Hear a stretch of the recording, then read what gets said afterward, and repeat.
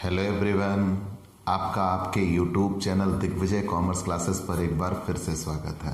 हम आपके लिए अपने इस YouTube channel Digvijay commerce classes पर डॉक्टर राम मनोहर लोहिया अवध यूनिवर्सिटी के बीकॉम थर्ड ईयर में, बाकी प्रत्येक यूनिवर्सिटी के बीकॉम सेकेंड ईयर में चलाए जाने वाले सबसे compulsory subject, important subject income tax की पूरी एक सीरीज लेके आ रहे हैं। उसी क्रम में हमने इनकम फ्रॉम सैलरी लेसन की शुरुआत की। ये इनकम टैक्स के लिए सबसे बड़ा लेसन है, सबसे इम्पॉर्टेंट लेसन है। ऐसा कोई भी वर्ष नहीं गुजरता जिस वर्ष ये 40 नंबर से कम एग्जाम में आए। मतलब आपके लिए ये सबसे बेहतर और सबसे बेस्ट लेसन है स्कोर बनाने का। अगर आप एग्जाम में अपनी सफलता सुनिश्चित करना चाहते हैं तो आपको इनकम टैक्स में बेहतर करना होगा। अगर आप बीकॉम थर्ड ईयर के छात्र हैं और आप चाहते हैं कि आपके अच्छे से अच्छे परसेंटेज बने तो आपको इनकम टैक्स में बेहतर करना होगा। और इनकम टैक्स में बेहतर करने का रास्ता जो जाता है ना, वो इनकम फ्रॉम सैलरी से जाता है। अगर इनकम फ्रॉम सैलरी बेहतर तरीके से तैयार हो गई तो समझो इनकम टैक्स पर फतह हासिल हो गई। ठीक, जनरली ये कॉमन वर्ड्स में कहा जाता है कि इनकम फ्रॉम सैलरी पढ़ने समझने में 2 से ढाई महीने लगते हैं। मैंने बहुत बेहतर प्रयास किया है। पिछले 15-16 दिनों से सैलरी के लगभग हम सारे नियम पढ़ा चुके हैं। अब हम आखिरी नियमों पर आ चुके हैं और अब प्रैक्टिस के क्वेश्चंस बचेंगे। इसके बाद 2-3 क्लास के बाद प्रैक्टिस के क्वेश्चंस बचेंगे। ठीक है, तो मतलब हमारा एक सबसे बेहतर प्रयास रहा है सबसे कम समय में इसको समाप्त करने का। तो चलिए इन्हीं शब्दों के साथ कि आपकी पढ़ाई नियमित तौर पर पूरी हो रही है, आपको आपके घर बैठे क्लास मिल रही है, इससे बेहतर आपके लिए कुछ नहीं हो सकता कि आप जितनी बार पढ़ना चाहो इस प्लेटफॉर्म पर आप उतनी बार पढ़ सकते हो। इनकम टैक्स के लिए बार बार पढ़ना ही सफलता की कुंजी होता है। हम जितनी बार पढ़ेंगे उतनी बार कुछ ना कुछ हमें जरूर नया मिलेगा। ये हमारे वचन है।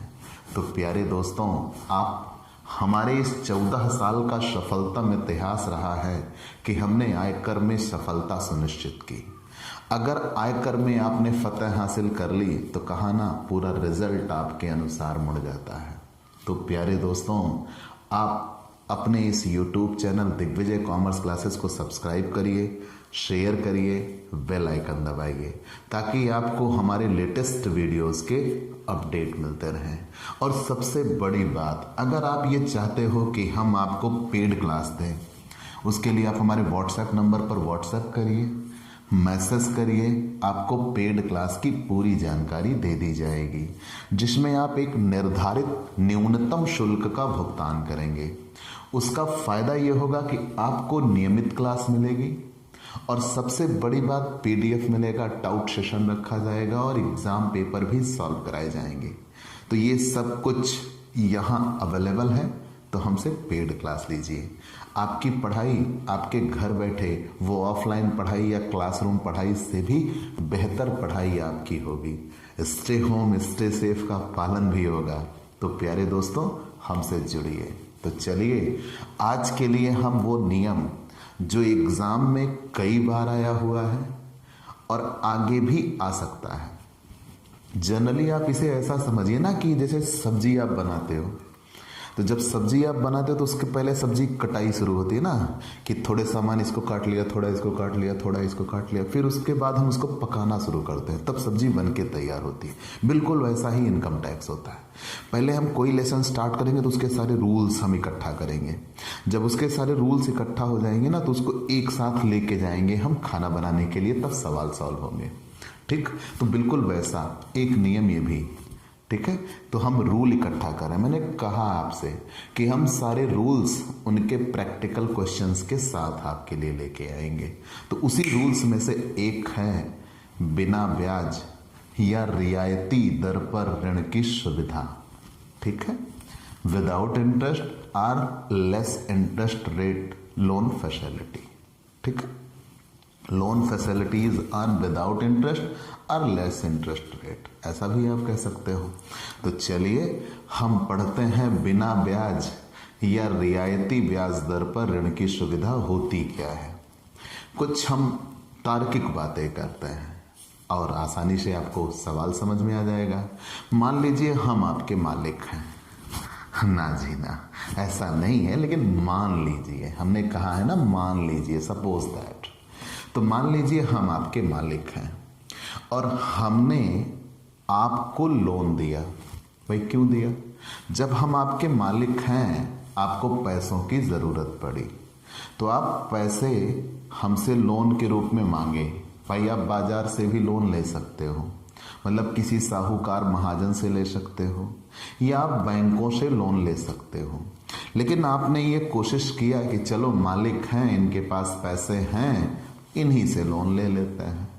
उस पे आपका भी बेनिफिट हो जाता है। क्या हो सकता है? मालिक आपके पहचान की वजह से आपको बिना ब्याज के ऋण दे दे, या हो सकता है मालिक आपसे ब्याज ले लेकिन बाजार में जितनी प्रचलित दर है उससे कम ब्याज ले, तो हो गया आपका फायदा। याद रखना बेटा, मालिक से अगर आपको कोई फायदा पहुंचा तो वो आपके वेतन में जुड़ेगा। इनकम टैक्स डिपार्टमेंट उसको छोड़ने तो नहीं जा रहा, ठीक है। तो यहां तो ऋण पर ब्याज का फायदा हो गया। सिर्फ ब्याज का फायदा क्यों, ऋण का फायदा क्यों नहीं? आपको तो ऋण भी मालिक ने दिया, लेकिन ऋण आज नहीं तो कल लोन आप वापस करेंगे, तो इसलिए लोन का फायदा नहीं कहा जाता। उस लोन पर जितना ब्याज आपको पे नहीं करना पड़ा, आपका फायदा केवल उसका होता है, ठीक है। तो नियम क्या बना?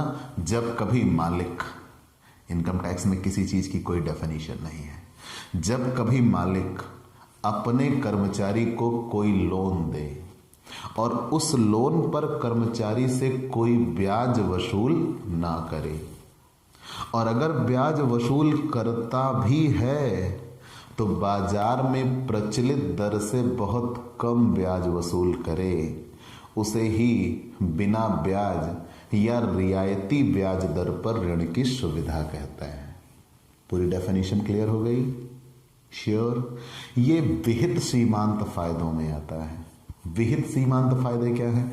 ये पीछे हम डेफिनेशन बता चुके हैं। फ्रिंज बेनिफिट, ये सभी प्रकार के कर्मचारियों के लिए कर योग्य बनते हैं। लेकिन ये फ्रिंज बेनिफिट होता क्या है? सीमांत फायदे। सीमांत शब्द होता है ना सीमा से बढ़कर, मतलब ये वो सुख सुविधा है जो मालिक देने के लिए बाध्य नहीं है, फिर भी अगर उसने मालिक ने कर्मचारी को दिया तो ये सभी प्रकार के कर्मचारियों के लिए कर योग्य होगा। मान लीजिए आप हमसे ऋण मांगो और मैंने मना कर दिया, भाई देखो हमारे पास इतनी फाइनेंशियल पोजीशन नहीं है कि मैं आपको ऋण दे सकूं, तो क्या आप जबरदस्ती हमसे लोन ले सकते हैं? कभी नहीं, ठीक। तो इसीलिए इनको क्या कहा जाता है? फ्रिंज बेनिफिट कहा जाता है। तो जब कभी मालिक अपने कर्मचारी को लोन की सुविधा दे और उस पर कोई ब्याज ना ले तो उसे बिना ब्याज के ऋण कहेंगे। और मान लीजिए उस पर ब्याज ले लेकिन बाजार में प्रचलित दर से कम ब्याज ले तो उसे रियायती ब्याज दर पर ऋण की सुविधा कहते हैं। और ये सभी प्रकार के कर्मचारियों के लिए कर योग्य होता है। इसकी टैक्सेबल के लिए रूल्स क्या बनेंगे? तो सबसे पहला, यदि, अब ध्यान देना, रूल एक एक रूल क्लियर करना। पहले डेफिनेशन आपने क्लियर कर ली, श्योर, कि अगर मालिक ने कर्मचारी को बिना ब्याज के ऋण दिया या कम ब्याज दर पर ऋण की सुविधा दी तो वही बिना ब्याज या रियायती ब्याज दर पर ऋण की सुविधा कहलाती है। लेकिन यहां पर बिना ब्याज या रियायती ब्याज दर पर ऋण की सुविधा कितनी टैक्सेबल होगी, मतलब हाउ मच, उसके रूल्स क्या हैं? तो जानिएगा। यदि मालिक ने कर्मचारी को 20,000 रुपए तक का ऋण दिया है, क्या बना? यदि मालिक ने कर्मचारी को 20,000 रुपए तक का ऋण दिया है और उस 20,000 रुपए तक के ऋण पर कर्मचारी से कोई भी ब्याज वसूल नहीं किया, तो कर्मचारी को सीधा फायदा पहुंचा ब्याज का। लोन तो उसे वापस करना पड़ेगा, ब्याज उसके लिए बेनिफिट हो गया, तो वो ब्याज उसके लिए टैक्सेबल बन जाना चाहिए। लेकिन रूल ये कहता है कि अगर मालिक से मिलने वाला लोन 20,000 रुपए तक है तो उस पर बना ब्याज कोई भी कर योग्य नहीं होगा, उसकी वैल्यू शून्य मानी जाती है, मतलब कर्मचारी के लिए कर मुक्त हो जाता है। ठीक है, तो नियम आपने क्या पढ़ा? यदि मालिक से मिलने वाले लोन की राशि 20,000 रुपए तक है, इनकम टैक्स में सबसे बड़ा सेंटेंस है तक, भूल गए तो खत्म। ठीक, तो नियम क्या है कि यदि मालिक से मिलने वाले लोन की राशि 20,000 रुपए तक है तो उस पर बना कोई भी ब्याज कर्मचारी के लिए कर योग्य नहीं होगा। ये माना जाएगा कर्मचारी को कोई फैसिलिटी में नहीं मिली, उसकी फैसिलिटी जीरो मानी जाती है। ठीक, तो 20,000 रुपए तक अगर लोन है तो उस पर बने ब्याज की सुविधा जीरो मानी जाती है। तो जब फैसिलिटी ही जीरो है तो उस पर आपको टैक्स नहीं देना। ठीक है, दूसरा, अगर कर्मचारी ने लोन लिया और धारा 3A में वर्णित बीमारियों, कौन कौन सी? कैंसर, एड्स, क्षय, थैलेसीमिया भी इसमें आता है। तो कैंसर, एड्स और क्षय बेसिकली यही 3 कहे जाते हैं। तो अगर धारा 3A में वर्णित बीमारियों के लिए अगर ऋण लिया, ठीक है, फिर से जान लीजिए, अगर कर्मचारी ने धारा 3A में वर्णित बीमारियों के इलाज के लिए ऋण लिया, भाई सॉरी, इलाज के लिए ऋण लेंगे, बीमारियों के लिए काहे ऋण लेंगे? बीमारी बुलाएंगे का? नहीं। तो धारा 3A में वर्णित बीमारियों के इलाज के लिए अगर ऋण लिया और लिए गए ऋण की राशि 20,000 रुपए से अधिक भी है तो उस पर बने ब्याज पर कोई टैक्स नहीं देना पड़ेगा। ठीक है, मतलब 20,000 रुपए से ऋण ज्यादा भी है लेकिन धारा 3A में वर्णित बीमारियों के इलाज के लिए लिया गया है तो उस पर बना ब्याज कर्मचारी के लिए करमुक्त होगा और उस पर टैक्स नहीं देना पड़ता। ठीक है, तो नियम क्लियर हो गए? फिर से जान लीजिए क्योंकि हम आधे पर खड़े हैं, अभी आधे नियम और बचे हैं। तो जब कभी मालिक अपने कर्मचारी को लोन दे और उस लोन पर कर्मचारी से कोई ब्याज वसूल ना करे, जब कभी मालिक अपने कर्मचारी को लोन दे और उस लोन पर कर्मचारी से कोई ब्याज वसूल ना करे, और अगर ब्याज वसूल करता भी है तो बाजार में निर्धारित ब्याज दर से कम ब्याज वसूल करे तो उसे बिना ब्याज या रियायती ब्याज दर पर ऋण की सुविधा कहते हैं। ठीक है, और ये सभी कर्मचारियों के लिए कर योग्य अनुलाभ में आता है। ये विहित सीमांत फायदे हैं, ये वो सुख सुविधाएं हैं जो मालिक देने के लिए बाध्य नहीं है। फिर भी मालिक ने दिया तो मतलब मालिक ने अपनी सीमा से बढ़कर दिया है। ठीक है, आपने ये जान लिया, आगे बढ़ जाते हैं। लेकिन इनके लिए वैल्यू क्या होगी? तो अगर मालिक के द्वारा दिया जाने वाला ऋण 20,000 रुपए तक है तो उस पर बना ब्याज उसकी कोई वैल्यू नहीं होती, उसे शून्य माना जाता है, मतलब कर्मचारी को उस पर टैक्स नहीं देना पड़ता। अगर लोन की वैल्यू 20,000 से ज्यादा है लेकिन धारा 3A में वर्णित बीमारियों के इलाज के लिए दिया गया है तो भी उस पर बना ब्याज करमुक्त होगा, उस पर टैक्स नहीं देना पड़ता। अब यहीं पे एक बात बन के आती है, अगर बीमारियों के इलाज के लिए पैसा लिया गया, ध्यान देना, अगर बीमारियों के इलाज के लिए पैसा लिया गया और उधर कर्मचारी हेल्थ इंश्योरेंस प्लान भी कराए बैठा है, क्या मैंने ये कहा? अगर बीमारियों के इलाज के लिए पैसा लिया गया और उधर कर्मचारी हेल्थ इंश्योरेंस प्लान कराए बैठा है और हेल्थ इंश्योरेंस प्लान के जरिए भी उसको कुछ पैसे बनते हैं, मिल गए, ऐसे आप समझिए। मान लीजिए हम मालिक हैं और आपने हमसे 1 लाख रुपए का लोन लिया। कितने का? 1 लाख का लोन लिया और उधर आपको हेल्थ इंश्योरेंस प्लान ठीक है। आपको हेल्थ इंश्योरेंस प्लान से पैसे मिल गए 60,000 रुपए, ठीक है। तो जब आपको हेल्थ इंश्योरेंस प्लान से मिल गए 60,000 रुपए, ठीक है, तो 40,000 रुपए, वो 60,000 रुपए जितने हैं उतने घटा दिया, फिर बचेंगे कितने, 40,000, उसी पे आपको टैक्स देना पड़ता है, ठीक है। कहीं कोई दिक्कत नहीं होनी चाहिए, श्योर। चलिए भैया, इतना तो हमने बता दिया। अगर मालिक से लोन लिया, ध्यान देना, अगर मालिक से लोन लिया और कर्मचारी ने उधर हेल्थ इंश्योरेंस प्लान भी लिया हुआ है, तो जितना हेल्थ इंश्योरेंस प्लान से पैसे मिलेंगे उस पर ब्याज एग्जेम्प्ट हो जाएगा, जो अन्य बचेगा उससे एक्सेस होगा, उसी पर ब्याज टैक्सेबल होगा, ठीक है। पूरी बात समझ में आ गई। तो तीनों नियम क्लियर हो गया। अगर लोन 20,000 रुपए तक है तो उस पर बना ब्याज एग्जेम्प्ट होगा, उसकी कोई वैल्यू नहीं मानी जाती। अगर 20,000 रुपए से अधिक भी है लेकिन धारा 3A में वर्णित बीमारियों के लिए है, कैंसर, एड्स और क्षय के लिए है, तो उस पर भी बना ब्याज कर मुक्त होगा। लेकिन एक विशेष नोट, अगर कर्मचारी ने हेल्थ इंश्योरेंस प्लान ले रखा है, कुछ पैसे इधर मालिक से मिलते हैं और उधर हेल्थ इंश्योरेंस प्लान भी है, तो हेल्थ इंश्योरेंस प्लान से जितने पैसे मिलेंगे उतने माइनस कर दिए जाएंगे मालिक से मिलने वाले पैसे में। हेल्थ इंश्योरेंस प्लान वाला पैसा माइनस कर दिया जाएगा, जो शेष बचेगा उसी पे टैक्स देना पड़ेगा, उसी के इंटरेस्ट पर टैक्स देना पड़ेगा, ठीक है। जैसे मैंने उदाहरण दिया कि अगर मालिक से 1,00,000 रुपए मिले, हेल्थ इंश्योरेंस प्लान से 40,000 रुपए या 60,000 रुपए मिले, तो वो 60,000 रुपए माइनस कर देंगे, बचेंगे 40,000 रुपए, उसी 40,000 रुपए के ब्याज पे हमें टैक्स देना होगा, ठीक है। आगे बढ़ गए, तो टैक्सेबल कब, आपने तो टैक्सेबल पढ़ा था। तो अगर लोन की राशि 20,000 रुपए से ज्यादा हो और धारा 3A में वर्णित बीमारियों के लिए लोन ना लिया गया हो, तो उस लोन पर बने ब्याज पर कर्मचारी को टैक्स देना होगा, ठीक। दो ही शर्तें थी। अगर 20,000 रुपए से लोन कम है तो उसका ब्याज एग्जेम्प्ट हो जाएगा।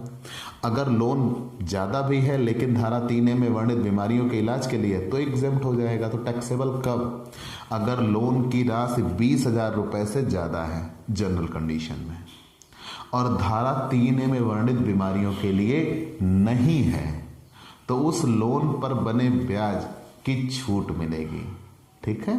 उस लोन पर बने ब्याज की छूट नहीं मिलती, उस लोन पर बने ब्याज की फिर छूट नहीं मिलती और वो पूरा का पूरा टैक्सेबल हो जाएगा। लेकिन ब्याज की गणना कैसे करेंगे, ये माना जाएगा कि जिस काम के लिए आपने लोन लिया, उसी काम के लिए अगर आप SBI से लोन लेते, स्टेट बैंक ऑफ इंडिया, तो स्टेट बैंक ऑफ इंडिया उसके लिए जितना ब्याज चार्ज करती, ये माना जाएगा कि आपके लिए उतना ही फायदा हुआ। ऐसे हम समझ सकते हैं। मान लीजिए आपने मकान बनाने के लिए अपने मालिक से 1,00,000 रुपए का लोन लिया, लोन 20,000 से ज़्यादा है ना, बिल्कुल, तो इस पर आपको टैक्स देना पड़ जाएगा ब्याज पे। तो अगर आपने मकान बनाने के लिए अपने मालिक से 1,00,000 रुपए का लोन लिया, यही 1,00,000 रुपए अगर आप स्टेट बैंक ऑफ इंडिया से लेते तो स्टेट बैंक ऑफ इंडिया आपसे 12% ब्याज चार्ज करता। मालिक ने आपसे ब्याज नहीं लिया, तो पूरा आपको फायदा कितने का हो गया, 12% ब्याज का।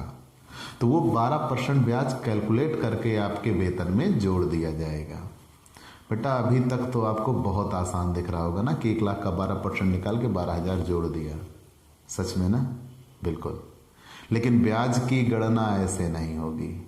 ब्याज की गणना अधिकतम अदत्त मासिक शेष विधि से होगी, maximum outstanding monthly balance method से होगा, ठीक है। Maximum outstanding monthly balance method से होगी ब्याज की गणना, जो हम आगे सिखाते हैं। तो पूरे नियम क्या बन गए, अगर लोन की राशि 20,000 रुपए तक है तो उस पर बना ब्याज, उसकी वैल्यू 0 होगी, मतलब एग्जेम्प्ट। अगर लोन धारा 3A में वर्णित बीमारियों के लिए है तो उस पर बना ब्याज कर मुक्त होता है, कोई भी टैक्स नहीं बनता।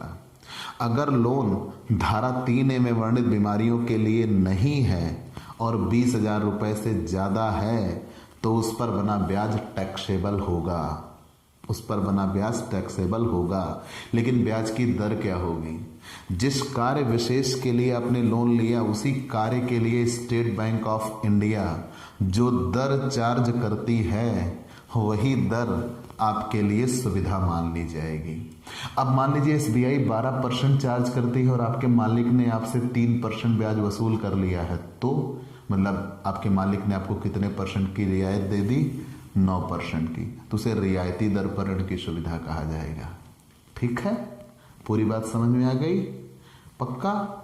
फिर से जान लीजिए, अगर ब्याज की राशि, लोन की राशि 20,000 रुपये से ज़्यादा हुई तो जिस काम के लिए आप लोन ले रहे हो उसी काम के लिए स्टेट बैंक से अगर लोन मांगे होते तो स्टेट बैंक जितना ब्याज चार्ज करता उतने की ही फायदा आपके मालिक ने आपको पहुंचाया और वही उतना आपके वेतन में जोड़ दिया जाएगा।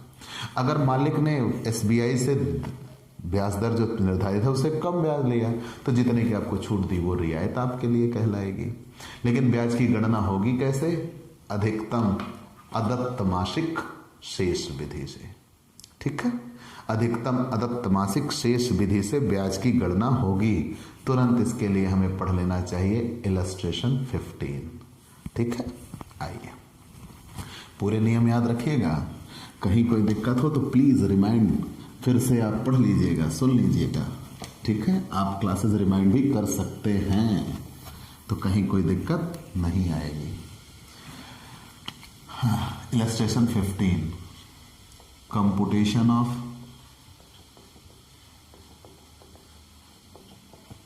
Taxable interest on loan, taxable interest on loan for the assessment year 2020-2021। ठीक है, देखिए क्वेश्चन क्या है। राम ने अब एक एक बातें हम क्लियर करते चलेंगे। राम ने 1 मई 2019 को कार खरीदने के लिए, मैंने 3 ही बातें बताई हैं। क्या? पहला आप ये टिक करिएगा, अगर लोन 20,000 रुपए से कम है तब उस पर बना ब्याज वैल्यू 0 होती है। तो यहां लोन 20,000 से कम तो नहीं है। अगर लोन धारा 3A में वर्णित बीमारियों के लिए है तो उस पर बना ब्याज वो भी एग्जम्प्ट हो जाएगा। हाँ, अगर धारा 3A में वर्णित बीमारियों के लिए ना हो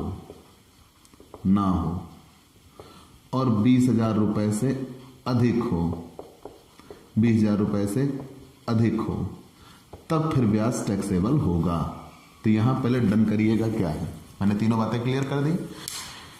राम ने 1 मई 2019 को कार खरीदने के लिए अपने नियोक्ता से 1 लाख रुपए का ऋण लिया। कार खरीदने के लिए लिया है मतलब धारा 3A में वर्णित तो नहीं है। 1 लाख रुपए का ऋण लिया मतलब 20,000 से कम ही नहीं है, मतलब ब्याज टैक्सेबल होगा। आगे बढ़ गए और 1 जून 2019 से 1,000 रुपए प्रतिमाह ऋण का भुगतान आरंभ कर दिया।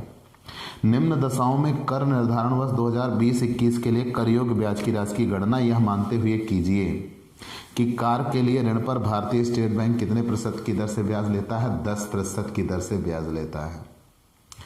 अब अगर नियोक्ता ऋण पर कोई ब्याज वसूल नहीं करता तो क्या होगा? मतलब मालिक ने इनको फ्री में दिया, कोई ब्याज नहीं चार्ज करेगा, तो इनके लिए पूरा फायदा हो गया। और यदि मालिक 5% की दर से ब्याज चार्ज कर लेता है तो क्या होगा? तो हमें अधिकतम अदत्त मासिक शेष विधि से हल करना है। किस विधि से? अधिकतम अदत्त मासिक शेष विधि से हल करना है। अधिकतम अदत्त मासिक शेष विधि से हल करना है। ठीक है, चलिए हल कर लेंगे भाई। अधिकतम अदत्त मासिक शेष विधि से हल करेंगे। आइए अब एक गणना सीखते हैं। ये विधि कैसे अप्लाइड होगी ये जानिएगा। तो हमने ये कहा कि राम 1 मई 2019 को 1 लाख रुपए का ऋण लेते हैं। मान लिया जब राम ने 1 मई 2019 को, 2019 हमारे गत वर्ष में है, जो कुछ भी हम हल करेंगे अपने प्रीवियस ईयर के लिए हल करेंगे। प्रीवियस ईयर हमारा क्या है? 1 अप्रैल 2019 से 31 मार्च 2020। जो कुछ भी हल होगा इसी के लिए हल होगा। इसी के बीच में लोन लिया हो, इसी के बीच में फायदा हुआ हो, सब कुछ इसी के बीच में। तो अप्रैल में लोन नहीं लिया, मई में ले लिया। तो 1 मई 2019 को राम ने लोन लिया। कितने का? 1 लाख का। तो जब 1 मई 2019 को राम ने 1 लाख रुपए का लोन लिया, उस लोन पर उन्हें छूट मिलेगी, ब्याज नहीं देना पड़ रहा है। अगर ये SBI से लोन लिए होते तो SBI कितना ब्याज लेती? 10%। तो मतलब इनको पूरे कितने परसेंट का फायदा हो रहा है? 10% का। लेकिन ब्याज की गणना अधिकतम अदत्त मासिक शेष विधि से की जाएगी। तो कैसे? यहां पे देखिए, अदत्त मासिक आउटस्टैंडिंग मंथली, महीने के अंत में कितना लोन बचा है ये देखिए। बस हर महीने के अंत में ब्याज लिया है, लोन लिया है 1 मई को ना, तो 31 मई 2019 आप देखिए 31 मई 2019 को कितना लोन बचा है? पूरा 1 लाख। क्यों? इन्होंने लोन लिया 1 मई को और 1 जून से 1000 चुकाएंगे, तो मई महीने में कुछ भी चुकाया नहीं गया, तो पूरा 1 लाख रुपए बचा हुआ है। जून में 1000 रुपए चुका देंगे 1 जून को ही, तो 30 जून 2019 को कितना बचेगा? 99,000। क्यों? क्योंकि 1000 चुका दिया गया। फिर 31 जुलाई, हर महीने के अंत में आपको देखना है कितना बचा, वही तो अदत्त मासिक। हर महीने के अंत में, अदत्त किसे कहते हैं? जो आपको भुगतान करना आपने दिया नहीं है। तो 1 लाख लोन लिया, पूरा 1 लाख देना है। अभी उन्होंने 1 भी रुपया नहीं दिया, तो मई में पूरे बाकी हैं। जून में 1000 दे दिया तो 99,000 बाकी है। फिर जुलाई में 1000 दे दिया तो 98,000 बाकी है। ठीक। जुलाई के बाद अगस्त, 31 अगस्त 2019 फिर 1000 दे दिया, 97,000 बाकी है। हर महीने 1000 देंगे। अगस्त के बाद 30 सितंबर 2019, 30 सितंबर 2019 को फिर 1000 दे दिया, 96,000 बाकी। फिर 31 अक्टूबर, ठीक है, 1000 दे दिया, 95,000 बाकी। हर महीने के अंत में निकालना है। अक्टूबर के बाद 30 नवंबर 1000 दे दिया, 94,000 बाकी। 31 दिसंबर फिर से 2000 दे दिया, कितने रुपए? 1000 रुपए, 93,000 बाकी है। अब हम आ गए 1 जनवरी। तो 1 जनवरी के बाद, अभी साल का अंत होगा 31 मार्च को ना, तो 31 जनवरी 2020, तो 31 जनवरी 2020 को फिर 1000 दे दिया, तो 92,000 बाकी है। फिर 28 फरवरी में, तो 29 की फरवरी हो जाएगी 2020 में, तो 29 फरवरी 2020 को, क्योंकि ये लीप ईयर है, तो 29 फरवरी 2020 को 1000 दे दिया, फिर से कितने बाकी? 91,000 बाकी है। कंफर्म? आगे आ गए। और 31 मार्च 2020 को फिर से 1000 दे दिया, तो कितने बाकी हैं? 90,000 बाकी हैं। 90,000 बाकी हैं। कंफर्म? ये तो रहा हर महीने का शेष, इसे हम अदत्त मासिक शेष बोलेंगे। कहीं कोई दिक्कत? अधिकतम क्या होगा? मतलब जब भी आपको मालिक से मिलने वाले ऋण पर ब्याज निकालना हो, तो ब्याज की गणना अधिकतम अदत्त मासिक शेष विधि से की जाएगी। मतलब आप ये निकालना शुरू कर दीजिएगा, जब से लोन लिया उसी महीने के अंत से कितना लोन बाकी है।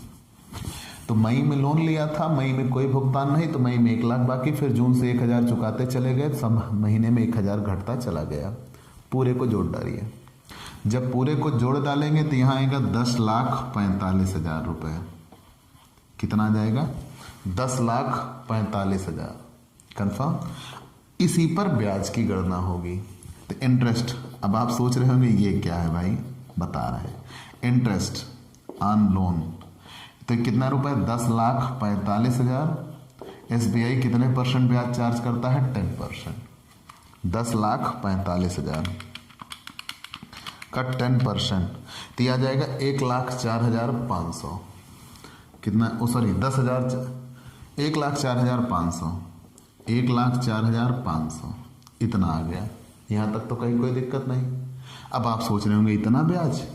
जी ये मंथली ब्याज निकल रहा था।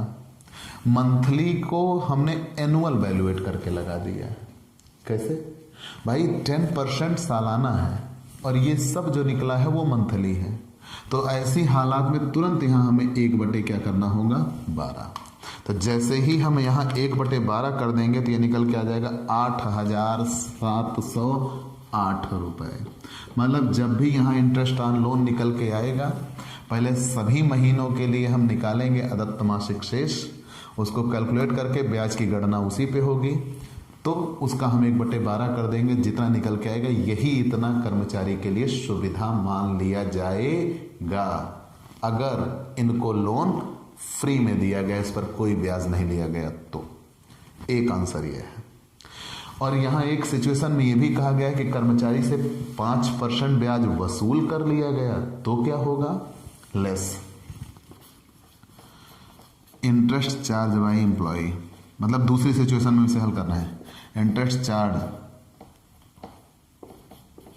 चार्ज फ्रॉम एम्प्लॉय, एम्प्लॉय से इंटरेस्ट चार्ज हो गया, तब क्या होगा, तो कितना चार्ज होगा, तो यही इसी पर, ठीक है, 10,45,000 पर कितने परसेंट, 5% ब्याज चार्ज होगा।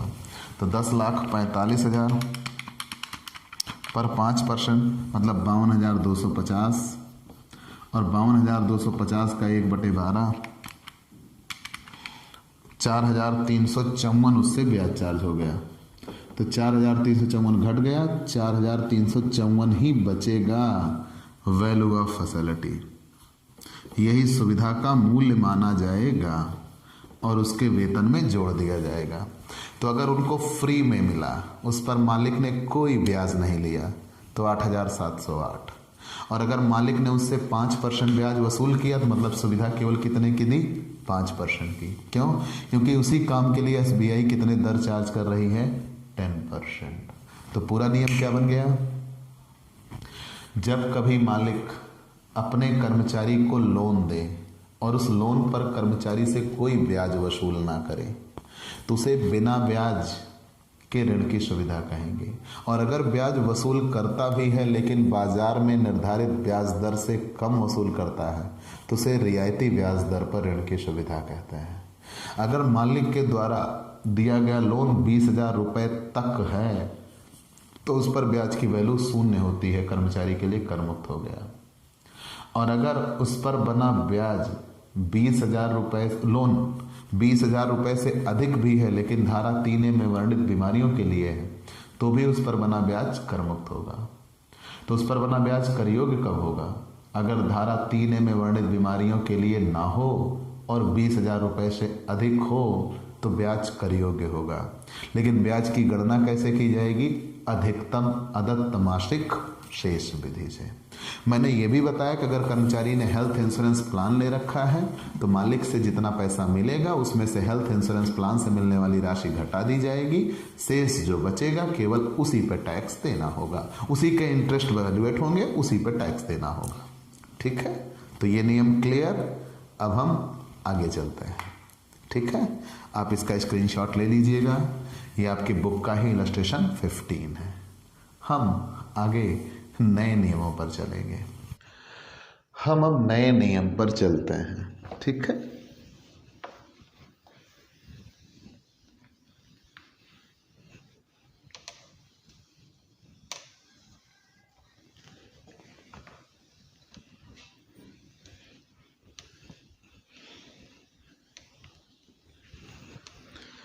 बेहतर नियम है और बढ़िया नियम है, आपको पढ़ने में आनंद भी आएगा। छुट्टी मनाने के लिए जाने की सुविधा।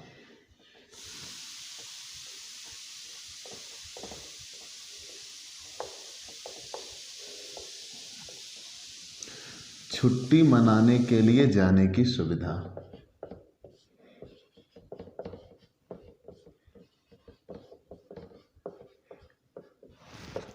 छुट्टी मनाने के लिए जाने की सुविधा। ठीक, नियम, यदि छुट्टी मनाने के लिए वैकेशन, ठीक है, यदि कर्मचारी या कर्मचारी के परिवार का सदस्य छुट्टी मनाने के लिए कहीं बाहर जाता है, ध्यान देना एक एक बात, यदि कर्मचारी या कर्मचारी के परिवार का सदस्य छुट्टी मनाने के लिए कहीं बाहर जाता है और उसके छुट्टी मनाने के लिए जो जाने पर खर्च होगा वो पूरा खर्च मालिक वहन करता है, तो उसे छुट्टी मनाने के लिए जाने की सुविधा कहेंगे और ये राशि कर योग्य होगी। कंफर्म, ये राशि क्या होगी? कर योग्य होगी। लेकिन कितनी? अब उस पे भी नियम है। ये छुट्टी मनाने के लिए जाने की सुविधा धारा 10 की उपधारा 5 में ना हो, मतलब वो अवकाश यात्रा रियायत नहीं होनी चाहिए। लीव ट्रैवल कंसेशन पढ़ाया है ना, धारा 10 की उपधारा 5 के नियम 2B में ये शामिल ना हो, नहीं तो वो तो अवकाश यात्रा रियायत है। क्या कहा मैंने? धारा 10 की उपधारा 5 और नियम 2B में ये ना हो, नियम 2B में ना हो, तब उसे हम छुट्टी मनाने के लिए जाने की सुविधा कहेंगे। ये जब इसमें आता है तो उसे लीव ट्रैवल कंसेशन बोलते हैं, LTC। ठीक है, तो वो तो अलग नियम आप पढ़ चुके हो कि विशिष्ट कर्मचारियों के लिए कर योग्य होगा, सामान्य कर्मचारियों के लिए कर मुक्त हो जाता है, वो एक्सेस एक्स्ट्रा।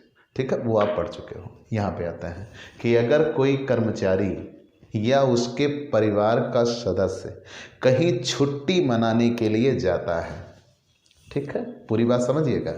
यदि कर्मचारी या कर्मचारी के परिवार का सदस्य कहीं छुट्टी मनाने के लिए जाता है, उसके आने जाने, घूमने टहलने रहने पर मालिक खर्च करता है, तो उसकी यात्रा पर मालिक ने जितना खर्च किया होगा वही उस सुविधा का मूल्य होगा और कर्मचारी के लिए कर योग्य होगा। पूरा नियम आपने क्लियर कर लिया कि यदि कर्मचारी या उसके परिवार का कोई सदस्य छुट्टी मनाने के लिए कहीं बाहर जाता है और उसके ऊपर मालिक ने खर्च किया है, तो मालिक ने जितना खर्च किया है वो इस सुविधा का मूल्य माना जाएगा और सीधा उस कर्मचारी के लिए कर योग्य होगा और उसके वेतन में जोड़ दिया जाएगा। लेकिन मान लीजिए कर्मचारी मालिक के पास कुछ ऐसे पिकनिक स्पॉट हैं जहां लोग छुट्टी मनाने के लिए जाते हैं, जैसे ताज होटल वगैरह के मालिक अगर अपने कर्मचारी को फैसिलिटी दें तो अपने ही किसी होटल में दे दें, तब क्या करेंगे? तो अगर वो सुविधा खुद मालिक की है तब उसकी वैल्यू कैसे होगी? भाई किसी दूसरे के यहाँ पे कर रहा है तो मालिक ने जितना खर्च किया उतना सुविधा का मूल्य मान लेंगे, वेतन में जोड़ देंगे। लेकिन अगर मालिक की खुद की फैसिलिटी है तब क्या करेंगे? तब उसी उतनी सुविधा के लिए किसी दूसरे से जितना किराया चार्ज किया जाता ये माना जाएगा कि मालिक ने उतने का ही आपको बेनिफिट दिया। जैसे राम और श्याम दो लोग रहने पहुँचे, राम हमारे कर्मचारी हैं, श्याम हमारे कर्मचारी नहीं हैं, तो हम श्याम से जितना वसूल रहे हैं वही उतना राम के लिए भी फैसिलिटी मानी जाएगी और राम के वेतन में उतना जोड़ देंगे, उतना उनके लिए टैक्सेबल हो जाएगा। ठीक है, तो अगर कर्मचारी या उसके परिवार का कोई सदस्य कहीं छुट्टी मनाने के लिए बाहर जाता है तो उसके वहाँ जाने, रहने, घूमने, खाने पीने पर जो मालिक खर्च करेगा उसे छुट्टी मनाने के लिए जाने की सुविधा कहेंगे और इस पर मालिक के द्वारा जितना खर्च किया जाएगा वही उतना सुविधा का मूल्य माना जाएगा और सीधा कर्मचारी के वेतन में जोड़ दिया जाएगा। ठीक है, अगर मालिक की ये खुद की सुविधा है तो तब फिर ये नियम बनता है कि किसी दूसरे व्यक्ति से उस सुविधा के लिए जितना चार्ज किया जाता वही उतना उस कर्मचारी के लिए भी सुविधा का मूल्य माना जाएगा और कर्मचारी के वेतन में जोड़ दिया जाएगा। ठीक है, चलिए मान लिया। लेकिन इसके भी कुछ अपवाद हैं। अगर कर्मचारी ऑफिस के काम से बाहर जाता है, मतलब ऑफिशियली टूर है और ऑफिस का ही काम करता है, कोई अन्य काम नहीं करता, और मालिक ने ये प्रमाण पत्र दिया कि हाँ इन्होंने ऑफिस का ही काम किया है, कोई अन्य काम नहीं किया, किसी अन्य जगह ये घूमने नहीं गए, तो फिर उनके लिए सुविधा करमुक्त हो जाएगी। तब फिर उनके लिए सुविधा करमुक्त हो जाएगी, उस पर उन्हें कर नहीं देना पड़ता। लेकिन मान लीजिए वो जा रहे हैं, थोड़ी नई नई उनकी शादी हुई है। राजेंद्र भाई, देखिए हमारे उदाहरण में राजेंद्र का जिक्र होता है, बड़े प्रिय हैं वो हमारे। ठीक है, तो मान लीजिए राजेंद्र भाई आपकी शादी हुई है, नई नई शादी हुई है, अब वो जा रहे हैं घूमने के, मतलब ऑफिस के काम से कहीं जा रहे हैं। तो राजेंद्र के घर वालों ने कहा, बेटवा तुम तो जा रहे हो, ये यहाँ बेचारी, इसका अकेले दिल नहीं लगेगा, इन्हें भी लेते जाओ। तो राजेंद्र ने क्या काम किया, अपने साथ अपनी वाइफ को भी लेके गए, छुट्टी मनाने के लिए कहा, चलो हमारा ऑफिस का काम हो जाएगा और तुम्हारा घूमना हो जाएगा। ठीक है, दोनों लोग निकल लिए, खर्चे मालिक उठा रहा है। तो जितना राजेंद्र के लिए खर्च उठाया जा रहा है, चूंकि वो ऑफिस के काम से गए हैं, उतना तो कर मुक्त। जितना उनकी पत्नी के लिए खर्च उठाया जा रहा है वो टैक्सेबल। ठीक है, तो याद समझ में आ गया नियम कि अगर ऑफिस के काम से आप बाहर जा रहे हो तो आपके पीछे जो खर्च किया जाएगा वो एग्जेम्प्ट, लेकिन आपके परिवार का जो सदस्य आपके साथ गया उसके पीछे जितना खर्च किया जाएगा वो टैक्सेबल बनता है। और मान लीजिए आप कुछ समय तक ऑफिस का काम किए, ऑफिस का काम पूरा हो गया तो उसके बाद कहे चलो घूम लेते हैं, तो आप भी घूमना शुरू कर दिए। तो जितना वो एक्सटेंडेड पीरियड होगा जो आपने बढ़ा दिया ऑफिस का काम पूरा हो जाने के बाद, तो उतने समय के लिए अगर मालिक ने कुछ अतिरिक्त खर्च किया तो वो आपके लिए टैक्सेबल हो जाएगा। ठीक है, और सीधा आपके वेतन में जोड़ दिया जाएगा। मतलब एग्जम्पशन किसकी मिलती है, ऑफिशियल टूर की। ऑफिशियल टूर के अलावा कोई अन्य टूर आप करने लगे तो छूट नहीं मिलती, और अगर मालिक ने दिया है आपने कुछ बचा लिया तो भी टैक्सेबल होता है। तो ये आप इतना जानते रहिएगा, छुट्टी मनाने के लिए जाने की सुविधा। ठीक है, आगे बढ़ गए। निःशुल्क भोजन। निःशुल्क भोजन क्या है भैया, खाने पीने तक को नहीं छोड़ रहे हैं, निःशुल्क भोजन। ठीक है, निःशुल्क भोजन, एग्जम्प्ट या फ्री फूड कह लीजिए, जिसके बदले में आपसे कोई पैसा नहीं लिया गया, खाने की सुविधा दी गई और आपसे उसके बदले में कोई पैसा नहीं लिया गया, फ्री फूड। ठीक है, फ्री फूड, ये कोई नाम नहीं है, फ्री फूड मुफ्त में मिलने वाला भोजन, ऐसा आप कह लीजिए। तो जब कभी मालिक कर्मचारी को ऑफिशियल टाइम में, ऑफिशियल प्लेस पर, आप ऐसा कह लीजिए कार्यालय समय में और कार्यालय परिसर पर अगर चाय या नाश्ते की सुविधा उपलब्ध कराता है, ध्यान देना मैं क्या बात कर रहा हूँ, अगर मालिक कर्मचारी को कार्यालय समय में और कार्यालय परिसर पर चाय या नाश्ते की सुविधा उपलब्ध कराता है तो कर मुक्त। ये हम पीछे पढ़ा चुके हैं। ठीक है, ये हम पीछे पढ़ा चुके हैं। लेकिन वो सिर्फ चाय या नाश्ता हो, वो कह लीजिए कि भोजन की संज्ञा में ना आ रहा हो, अब अगर वो नाश्ता ही इतना कर लें, खाने के बराबर कर लें, तो वो अलग बात है। लेकिन ध्यान देना कि चाय या नाश्ता अगर मालिक ने कर्मचारी को कार्यालय समय में कार्यालय परिसर पर चाय या नाश्ते की सुविधा उपलब्ध कराई है तो वो कर मुक्त होगी। ठीक है, तो ध्यान देना मालिक अपने कर्मचारी को भोजन संबंधित सुविधा भी दे सकता है, तो उसके लिए सुविधा का मूल्य क्या होगा वही हम पढ़ रहे हैं। तो अगर मालिक ने कार्यालय समय में कार्यालय परिसर में चाय या नाश्ता उपलब्ध कराया तो कर मुक्त। ठीक है, पूरा कर मुक्त। मान लीजिए कार्यालय समय में कार्यालय परिसर में कोई दूरस्थ क्षेत्र है, दूरस्थ क्षेत्र किसे कहते हैं मैं पढ़ता चुका हूँ, जहाँ की आबादी 20,000 से कम हो, उस शहर से 40 किलोमीटर दूर हो। तो जब उस शहर से 40 किलोमीटर दूर है तो ये माना जाएगा कि वहाँ पर कहीं कोई रेस्टोरेंट वगैरह नहीं होंगे। तो कर्मचारी को अगर भूख लगती है तो वो कहाँ भोजन प्राप्त कर पाएगा, तो मालिक उस स्थान पर कर्मचारी के खाने पीने की व्यवस्था बनाता है। तो अगर दूरस्थ क्षेत्र में खाने पीने की सुविधा दी गई कार्यालय समय में और कार्यालय परिसर में तो वह भी एग्जेम्प्ट होगी। अन्य किन्हीं जगहों पर दी गई तो मतलब चाय एवं नाश्ता दिया गया तो एग्जेम्प्ट, दूरस्थ क्षेत्रों में खाना भी दिया गया तो एग्जेम्प्ट, अन्य स्थानों पर अगर भोजन दिया गया तो तब वो भोजन कर योग्य होगा। लेकिन जितने का वो भोजन दिया जाएगा, ध्यान देते रहिएगा, जितने का वो भोजन दिया जाएगा उसमें से 50 रुपये प्रति भोजन अभी आप 50 रुपये प्रति भोजन लिखा जाता है तो एक दाने का नहीं, एक समय का, मतलब एक समय का या आप एक दिन के हिसाब से कह लो। 50 रुपये प्रति भोजन तक तो एग्जेम्प्ट होगा, उससे अधिक जितना होगा वो टैक्सेबल होगा। तो मतलब भोजन की लागत, मालिक ने जो भोजन दिया वो वही आपके लिए सुविधा का मूल्य है। मालिक ने जो भोजन दिया वही आपके लिए सुविधा का मूल्य है, लेस 50 रुपये प्रति भोजन तक तो एग्जेम्प्ट होगा। 50 रुपये प्रति भोजन घटा दिया जाएगा, कंफर्म। जो बचेगा वो आपके लिए टैक्सेबल वैल्यू है। लेकिन अगर इसमें से आपने कुछ मूल्य भुगतान भी किया है, तो जैसे ऐसा कहा जाए कि मालिक ने कर्मचारी को 80 रुपये का भोजन दिया, उससे 20 रुपये वसूल कर लिए, तो 80 रुपये का भोजन दिया, उसमें से 50 रुपये तो एग्जेम्प्ट बनता है, बचा कितना? 30 रुपये। 30 रुपये की फैसिलिटी मिली है जिसमें से 20 रुपये मालिक ने वसूले हैं, बचे कितने रुपए? 10 रुपये। वही उतना आपके लिए टैक्सेबल होगा। अगर कर्मचारी से वसूल किया गया चार्ज फ्रॉम एम्प्लॉई, जितना वो एम्प्लॉय से चार्ज कर लिया जाएगा वो क्या किया जाएगा? घटा दिया जाएगा, ठीक है। तो वो सुविधा हो जाएगी taxable value of percentages, taxable value of percentages, ठीक है।